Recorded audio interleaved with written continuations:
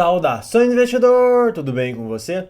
Você está no canal Apertando Conhecimento e no vídeo de hoje a gente vai comparar dois fundos imobiliários, o ALZR e o TRXF11, e tentar determinar qual desses dois FIIs vai pagar mais dividendos.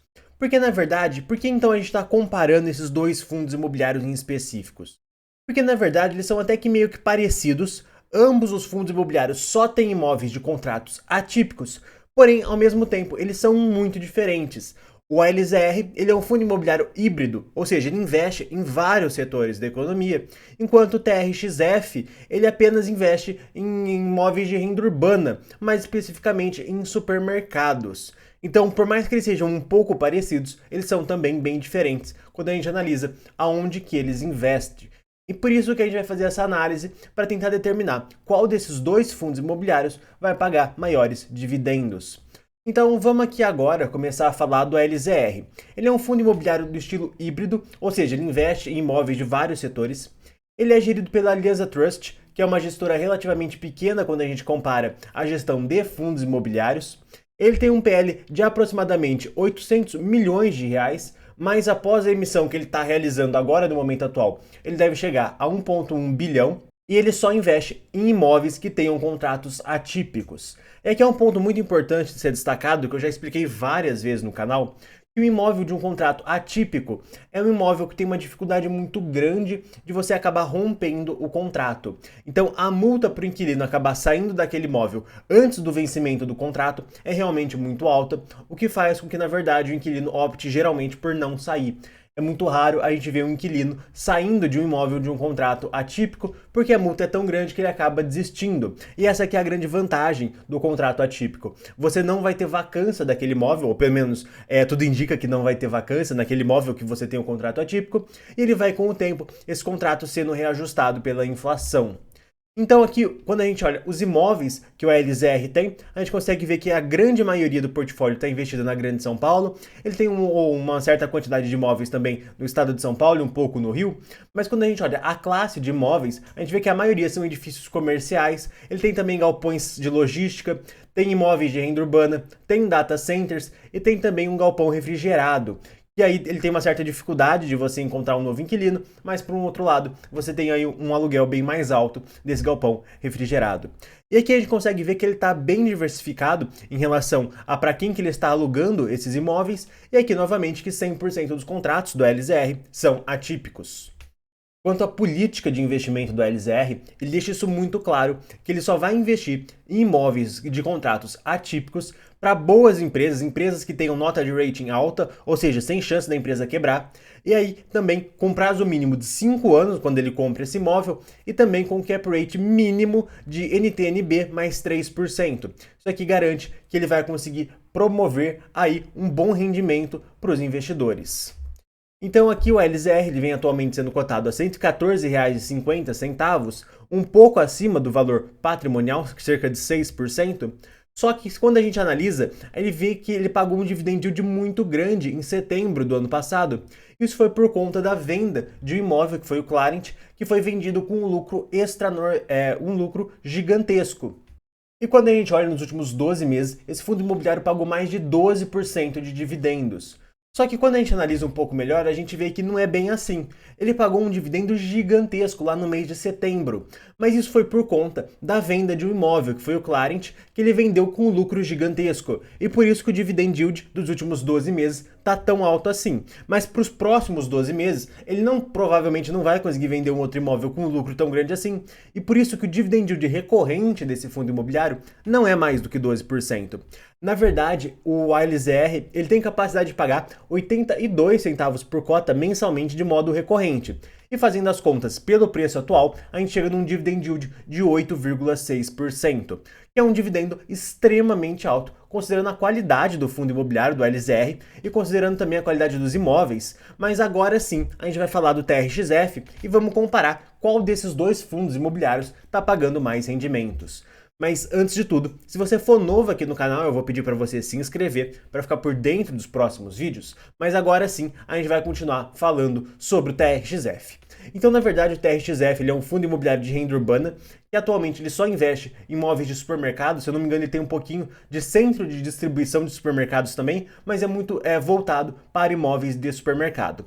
Ele é um pouco maior do que a LZR, ele tem um valor patrimonial de 1,2 bilhões de reais, ele é gerido pela TRX e também ele tem uma alavancagem considerável. E esse aqui é o grande ponto de análise desse vídeo. E já adiantando aqui o que eu vou falar nos próximos slides, basicamente o TRXF ele tem um rendimento muito maior do que o LZR por conta dessa alavancagem.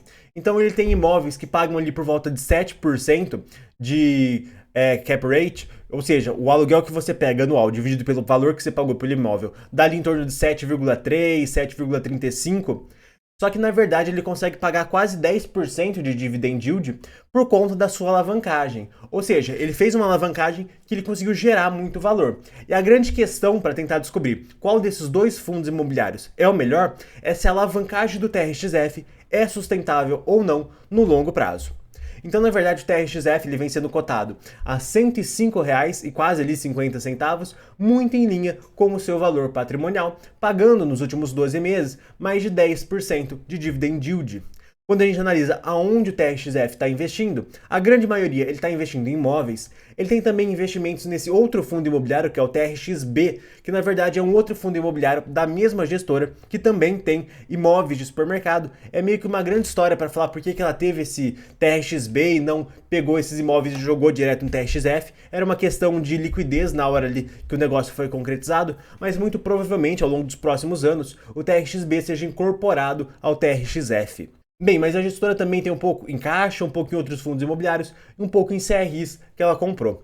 Quando a gente analisa o perfil dos imóveis, a grande maioria são imóveis de varejo, que estão ligados aí aos supermercados, e ele tem também um pouquinho de imóveis logísticos, também ligados a supermercados. Quando a gente analisa aqui os segmentos de atuação, a grande maioria ou é varejo, que aí seria supermercados, ou é mercados atacadistas, que seria aí algo um pouco mais virado para o atacado e não tanto para o varejo, mas ainda seriam supermercados. Ele tem aqui quase 10% também de casas de construção, ou seja, essas lojas tipo Leroy Merlin, tipo Max Obra, que são lojas muito grandes, que são aí voltadas à construção.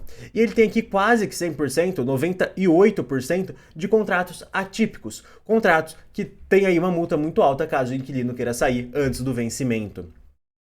E quando a gente analisa para quem estão alugados esses imóveis, a gente vê que quase 60% do fundo está alugado para o Açaí, um bom tanto também para o Pão de Açúcar, e tem um pouco também alugado para a Sodimac, para a Max Obra, para o Carrefour e para o Extra. Então a gente vê que a grande maioria dos imóveis do TRXF são de supermercados.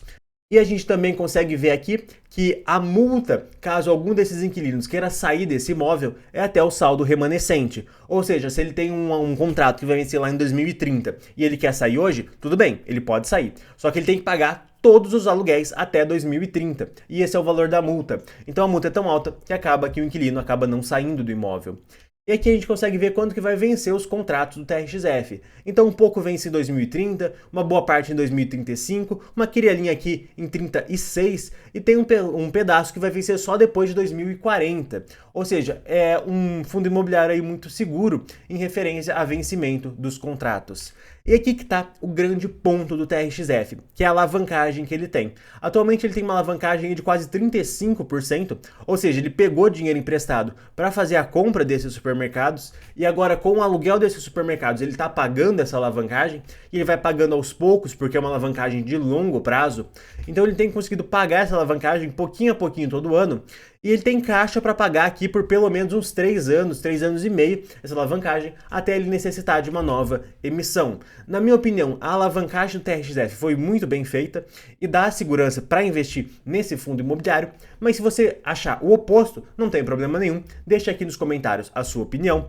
E na verdade, quando a gente avalia então os rendimentos do TRXF, a gente vê que ele vem conseguindo subir os dividendos com o tempo e fazer vendas pontuais também. Ele vem vendendo alguns imóveis imóveis a um preço muito interessante. Isso vem gerando um rendimento adicional para o investidor.